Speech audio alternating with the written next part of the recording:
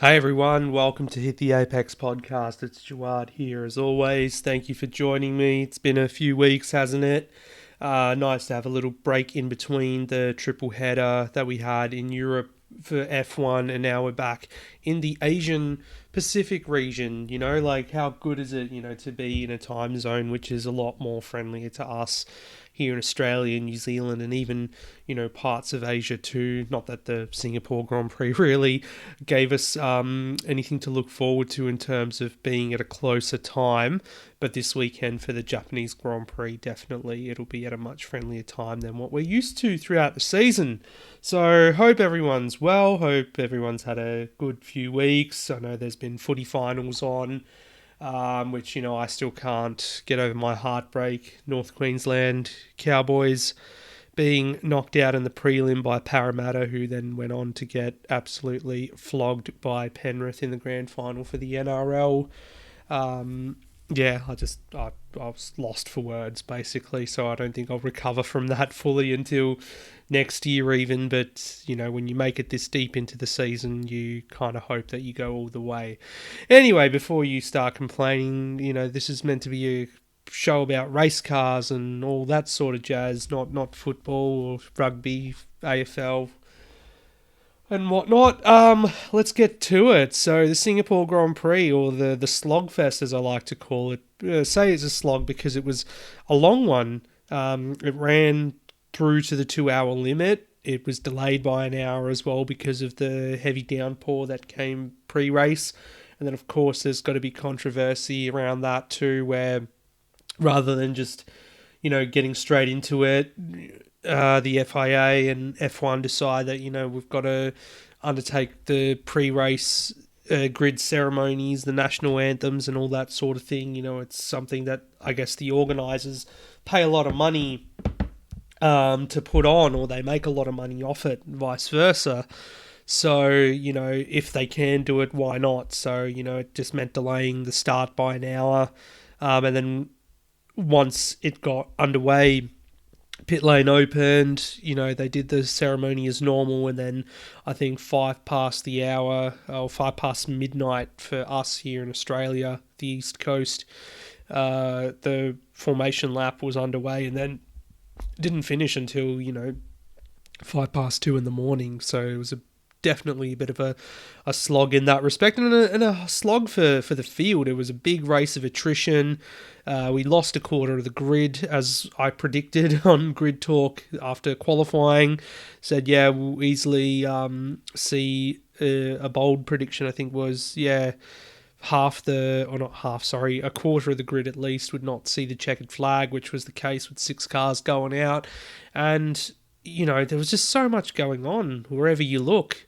You had incidents with Max Verstappen, you had incidents with Lewis Hamilton, George Russell had a bit of a stinker as well. And then in the end, what it gave us was Sergio Perez winning his second race of the season, and that's despite a post-race penalty as well. He was given a 5-second time penalty and a reprimand for 2 infringements under the safety car, but he was 7.5 seconds clear of second place Charles Leclerc to be able to negate that 5-second penalty. It was a bit silly how, they announced towards the end of the race that this investigation would take place after the race. It's like, come on, we don't need a question mark or an asterisk over the race winner. Why then do all the podium stuff and then only for him to be knocked off kind of thing? So, that was a bit silly in that respect, but, I guess they have their procedures and they need to be able to talk to the driver post-race as well and see what his views are, but in the end it was a slam dunk for them. They gave him the penalty, not that it did anything in terms of cost him the victory, which was good for Checo, but really it was his best weekend, you've got to say, as a Red Bull driver, probably one of his best races that he's driven in his F1 career. He qualified on the first row of the grid in second. He was, 200ths behind, or 2/10ths, behind Leclerc, who got the pole position. It was a funny old qualifying session, going from wet to dry. Leclerc, as I said, on pole position. Verstappen, he underfueled. He ended up having to abort at the end because they wouldn't have enough fuel, and that really angered him because they were brought into scrutineering. And, you know, we've seen in the past what happens if you finish qualifying or you run out of fuel in qualifying, or you don't have enough fuel to give a sample to scrutineering in the FIAs, that you get sent to the back of the grid. Just ask Lewis Hamilton back in 2012, where in Barcelona that happened to him, and we had Pastor Maldonado start on the front row or on pole position. So bit of a WTF moment for Max and for Red Bull, or for Red Bull certainly, because Max was furious. And, you know, he is right in saying a team as good as Red Bull, why are you making a mistake like that, which seems pretty amateur, but, you know, mistakes happen in the end. Come the race, Checo made the better start, led into turn one. Both Hamilton and Max lost positions on the first lap. I think Hamilton got sent wide into turn two by Carlos Sainz, and there was actually a little bit of contact there. Max was, I think, as low as 14th, I believe, in the opening laps after starting 8th, so not great for him in that respect. But then that's where the race of attrition started. So because it was intermediate conditions, and this is the thing, you know, the race control and everybody waiting for conditions to be good enough to use inter tyres. I mean, what's the point of having a wet compound tyre if you're not going to use it, kind of thing? So could they have started the race earlier? Question mark around that, and go on the wet tyres. Hamilton certainly thought, you know, wet tyres would be better off given his pace in the opening laps. On the inters, he's like, you should have just listened to me. But the inters actually proved to be the tyre of choice. It was just a matter of patience, like in Turkey a couple of years ago, where the longer you drove on that set of inters, they, you know, kind of eroded into basically a hybrid between a slick and an intermediate. And for some reason, you know, beyond the laws of physics or whatever, that kind of tyre or that condition of the tyre is best suited to the track. And given the fact that the race is at night, despite all the humidity, there's no sunlight to dry it up either. So you had damp patches everywhere and hanging around for quite a while. So it did take quite some time for them to actually create a dry line for them to be able to switch over to the slick tyres. But basically, yeah, the race of attrition began. Cars started dropping like flies. You had Nicholas Latifi going to Guan Yu Zhou. Unfortunately for Zhou, it was another instance of bad luck and not his fault that he found himself out of the race. Latifi out too. You had both the Alpines succumb to engine-related DNFs as well, so a bad day for them in terms of their Constructors' Championship tilt for 4th, and we'll touch on McLaren a bit later. And then Alex Albon, who, you know, an absolute legend, a couple of weeks ago or a week ago, he was on a ventilator after coming out of surgery and not waking up or whatever, the surgery for getting his appendix removed. And he did such a great job. He outqualified Latifi, who we all know is not going to be at Williams next year. So again, you know, someone who just come out of hospital on being a ventilator has outqualified Latifi. That's so sad. He ended up going into the wall as well and then drove out, and I think the damage was too bad. But then on lap 36, we had a safety car come out after other safety cars, of course, too. But this was the most significant one because this was kind of the crossover point where drivers were switching over to the slick tyres. Yuki Tsunoda ended up in the turn 10 wall, and we saw most drivers pit just before this to go over to the medium tyres. I think a lot of them went on to mediums, but it was McLaren who they were solid. You know, Lando Norris in the top 10, Daniel Ricciardo had qualified 16th, but found his way into the top 10 in those greasy conditions.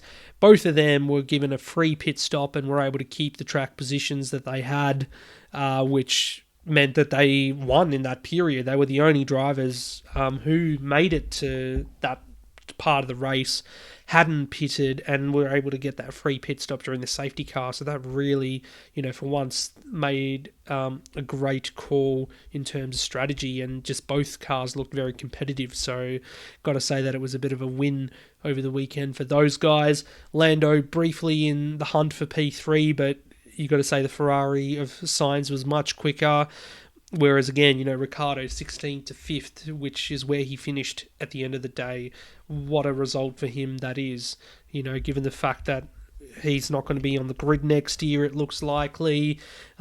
He's really not had anything to be happy about, or like no one's had anything to be happy about with Ricciardo this year in terms of his results, and he goes and puts in his best race of the year. So I think that deserves a very, very firm pat on the back, be like, this is what we wanted to see from you every weekend, so hopefully heading into the last few races of the year, we can see more points performances like this, because what's happened is this has put McLaren back ahead of Alpine in the Constructors' Championship. So Alpine not scoring any points, and McLaren are suddenly 4 points back ahead, so they're going to have to rely on more performances like this rather than Alpine falling over themselves or whatever, or misfortune for them to be able to wrap up 4th in the championship, because it would be an unlikely result for McLaren given that they're not actually the 4th quickest car, and they've been aggrieved by so many different problems this year as well. Anyway, Max, he was in the hunt for the top 3, despite being as low as 14th, but then his race kind of went awry when he locked up on the safety car restart while trying to battle with Lando. And then he was back outside the top 10 and then drove solidly to come back to P7. He was involved in that epic battle between himself, Sebastian Vettel and Lewis Hamilton, 3 world champions with 12 world championships between them, all fighting for the same bit of tarmac. There was one moment where, Max is trying to, or Lewis is trying to go past Seb and then locks up, goes on, and then Max ends up taking both of them. And that was the way it ended, with with Max finishing in 7th, Vettel in 8th, Hamilton 9th. So what happened to Hamilton earlier in the race too is he found the wall on lap 33 before the safety car came out for Tsunoda, and ended up damaging his front wing, but it was the perfect time for him to pit because he needed the slick tyres, and also was able to get that front wing repaired as well, or get a new front wing on it. So that allowed him to come back into the points and fight. He was quite unhappy through the race. I mean, coming into the weekend, you would have thought this would have been a track where Mercedes would have done well at. And then to only come away with 9th and then 14th for their other car in Russell, last of the classified runners, I think is definitely not the weekend they would have been hoping for, and particularly with that battle in the Constructors' Championship as well. Ferrari's lead has kind of ballooned out again, but it's still possible with the last few races that they can overhaul that 66-point gap. I definitely still have the belief that Mercedes can do that and even win a race this season too, even if they weren't able to get the chocolates this time here. Vettel 9th, Vettel 8th, Hamilton 9. Had Lance Stroll ahead of the trio world champions in 6th. Given the fact that both Astons were knocked out in Q2, I think they were they kind of failed in their gamble on slick tyres in Q2, given the conditions, and they would have been ahead or they would have been behind. In the end, it's where they finish in the race, and they've had their best race of the year to have both cars on the points and a top 6 finish, so I think they'll be quite chuffed with that. It's also kind of compressed that battle for, where are we, 4th, 5th, 6th, for 7th in the Constructors, because Aston have suddenly jumped up to 7th, and then they're only 3 points ahead of Haas and AlphaTauri, who AlphaTauri have dropped to the bottom of that trio. Haas is in the middle with tied points with the Red Bull sister team. So, you got to say AlphaTauri are having a real dog of it at the moment. Gasly in 10th scores a point, but they've just had no pace. They just look so bad at the moment, and heading into like an arguable home race for them in terms of their engine supplier, even though it's Red Bull powertrains, they've still got Honda branding on it or whatever, so it's going to be an important race for them. And for Tsunoda as well, his first home race in Formula One, given the fact that since he came into the sport, we haven't had a Japanese Grand Prix due to COVID and all, so they'll be looking to bounce back over the weekend and do better. But yeah, Haas as well haven't looked like they've been close to scoring points recently.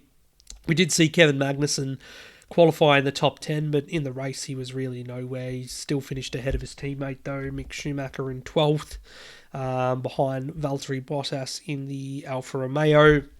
And then you've got George Russell. He takes fastest lap despite finishing in 14th. That was just to stop Ferrari potentially getting fastest lap and a point going in their favour.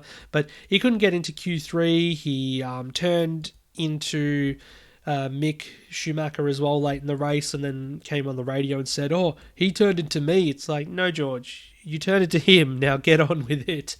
So he really had a real dog of a time. I said that already about someone else, but it's very true for Russell as well, because it kind of ruins his good streak that he's had this year of finishing in the top 5 or top 6. So, not a good result for him.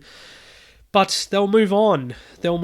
And title number 2 for Max is basically put on hold until this weekend now in Japan. You'd expect at a less chaotic circuit like Suzuka, even though, Suzuka can be chaotic in its own respect, that we might see Max wrap up his second championship. But there's been more sorts of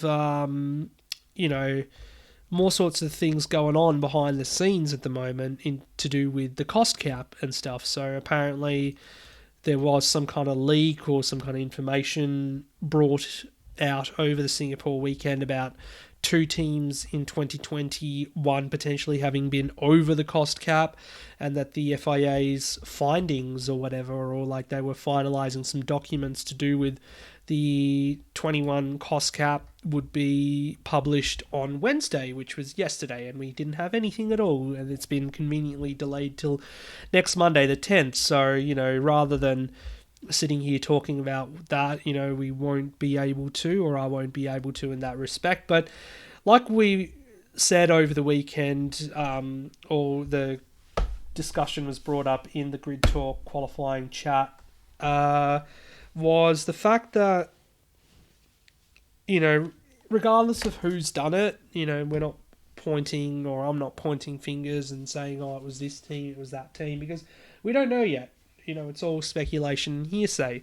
But what it is going to be is a test of the FIA as an administration and a governing body, that they've set this cost cap in place, or the budget cap in place. They're trying to model themselves after other sports in the world who have salary caps and budget caps and everything.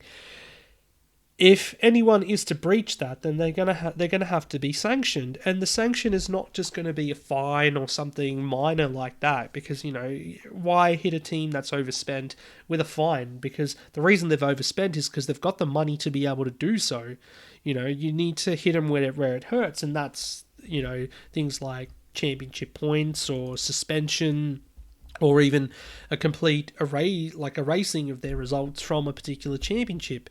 And I used the example in an article I wrote this week for the Raw of the Melbourne Storm in the NRL and their salary cap breaches between 2006 and 2010. And in that time, they won 2 premierships, which is the equivalent of 2 championships, which were stripped from them.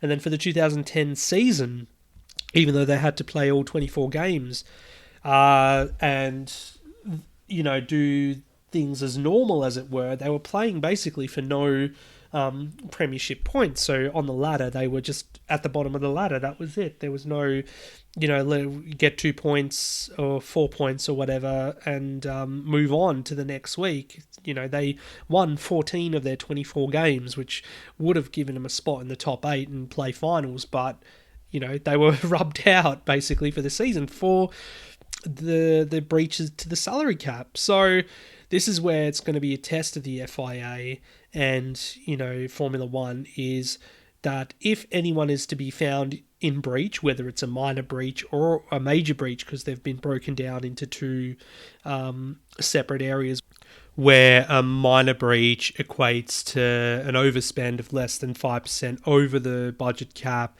and a major breach is an overspend of over 5% of the cap. So, to me, a breach is a breach regardless of how much it is, kind of thing. And if you're over or by 5% or under 5%, you're still over, and you need to be punished for that. And like I said, financial penalty or fine is going to be meaningless, because these teams will continue overspending because they have the money to do so.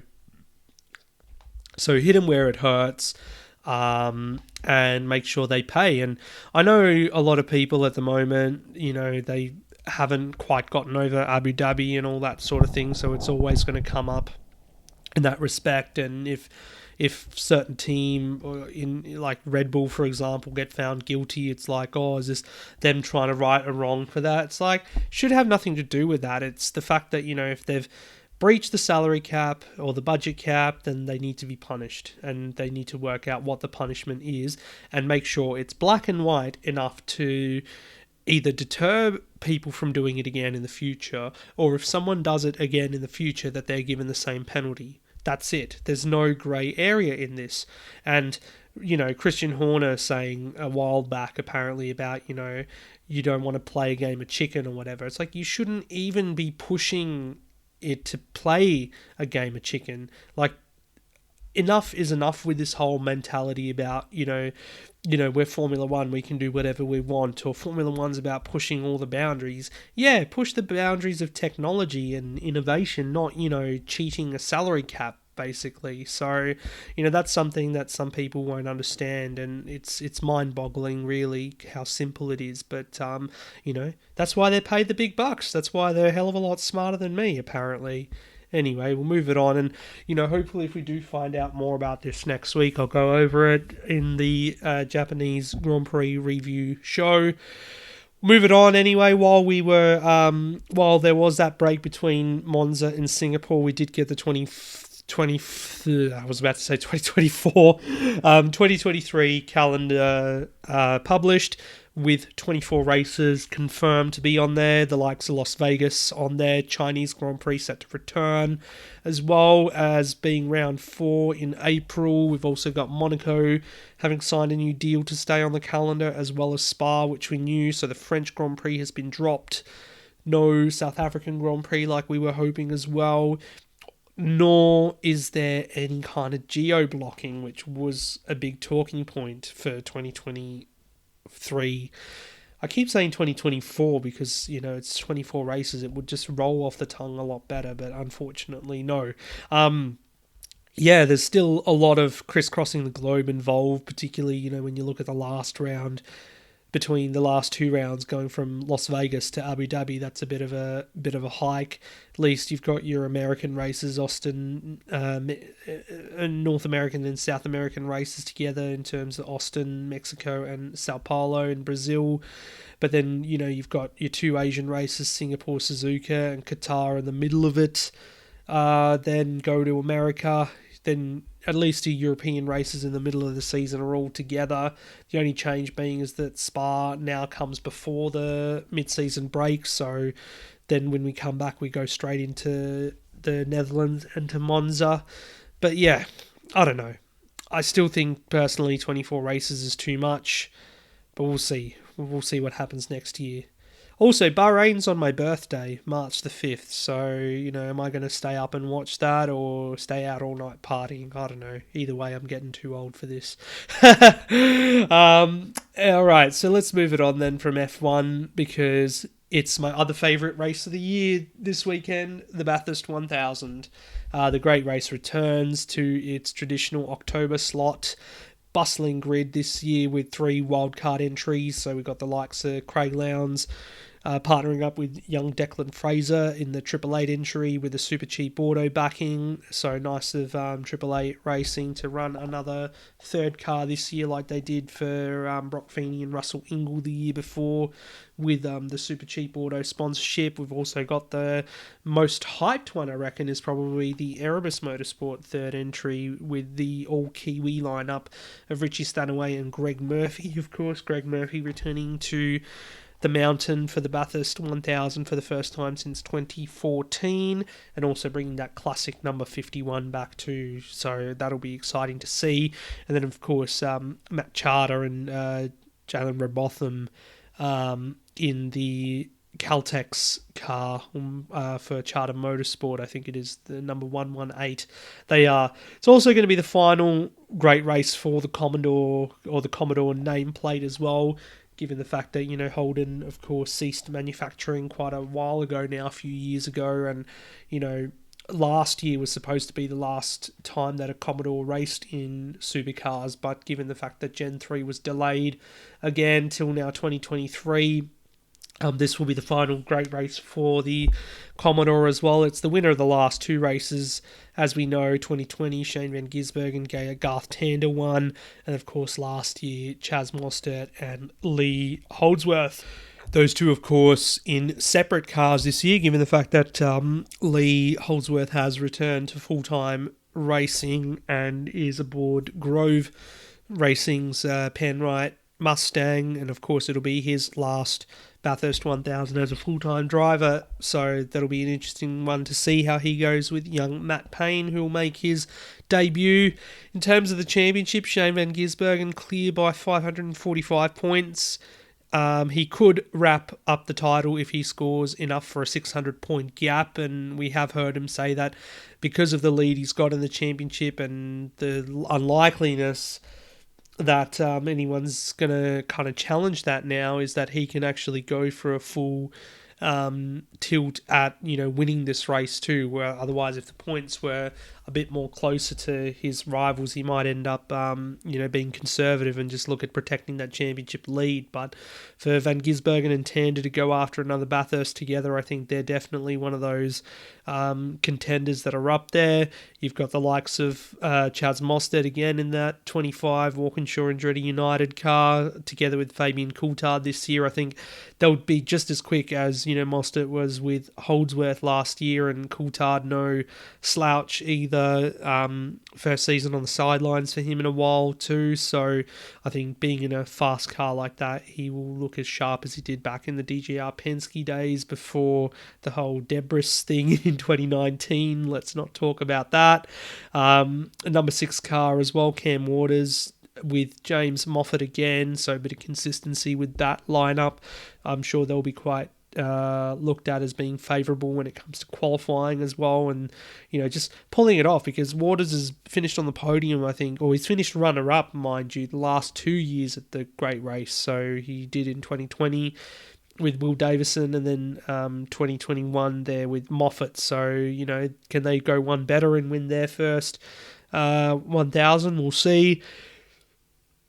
You also got to say that the 88 car, Brock Feeney, will be partnering up with his boss, Jamie Whincup, who, hasn't had the best results at Bathurst in quite some time, but he's still a 4-time winner.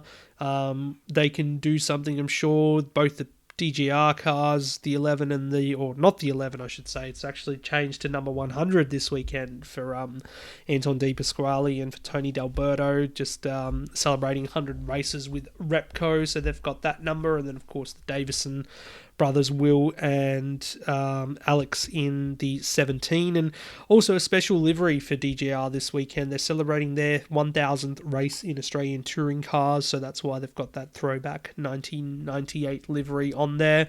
A nice honour as well for the great Dick Johnson to help unveil the Gen 3 Mustang as well this weekend. Of course, the Mustang supercar getting a facelift as part of Ford's new lineup heading into 2023, where they've got, their NASCAR and GT3 programs as well, all getting facelifts. So huge honour for Dick Johnson to do that, which is exciting. Personally, I'd love to see a small team like a Team 18 potentially win this one. We saw in the first practice session that was miraculously dry, given the fact that we're going to have wet running all weekend pretty much. And we know rain creates chaos at Bathurst. So I was trying to say, we saw in that first practice session, James Golding in the Subway Premier hire car, second fastest, and like 100th off Will Davison's benchmark time for the session. So, could he possibly pull something out of the bag? It's too early to say, but I'd love to see one of those small teams win. Team 18 would be a good one. Scott Pye there, Tyler Everingham, and also the seasoned Mark Winterbottom and Michael Caruso. Of course, Caruso having been on the podium before, and Winterbottom, the 2013 winner back in the FPR days. And of course, Brad Jones Racing too, a team that's not yet won the Bathurst 1000. They've had so much bad luck over the years there. Andre Heimgartner, though, was third fastest in that first session, so that will be encouraging to see that they've got pace again. But with their 4 cars, you'd hope that someone like a Heimgartner can get up there and do a good job. Like I said, we've got such a great field this year with those wild cards. We've got 27 Bathurst 1000 victories across them. So you got Lowndes, you got Greg Murphy, Jamie Whincup, Tander, Davison, Mostert, Lee Holdsworth, Van Gisbergen, Nick Percat, David Reynolds. They're all, Bathurst winners. It's so great. Could it be one of those guys again to make it a repeat win? Who knows? We'll see. It is quite special, having it back at its normal time of the year. The last couple of years not having crowds there either properly. I think, this will be like a full-on festival and, great race to see with, still the championship on the line too, or, yet to be wrapped up kind of thing. As I said, wet race expected, the earliest start time as well, at 11:15 Australian Eastern Daylight Time, but rain should see a bit of chaos and perhaps the race go a bit later. I hate the fact that there's that clash with the Japanese Grand Prix that we've got to negotiate too, so going to have to get the dual screens out and manage that, but it's all part of the fun at the end of the day, and it's just great to be at this stage in the year where we've got another Bathurst 1000 that we're looking forward to. Top 10 shootout, as always, probably one of the highlights as well. Drivers alone with a mountain for one special lap. It's one of the best sights in motorsport. So, definitely look forward to summarising it and recapping it for you next week. Other than that, that's pretty much it. I will be back next week, of course, for the roundup of the Japanese Grand Prix, any findings from the cost cap document and the Bathurst 1000. So until then, everyone, take care, stay safe, have a good weekend. Follow me, of course, on Twitter at @HitTheApexMedia. And of course, there's a link tree there to go through to all my other places as well, or other links, such as the Raw for the articles and Instagram if you want to. Thank you very much, and we'll see you next time.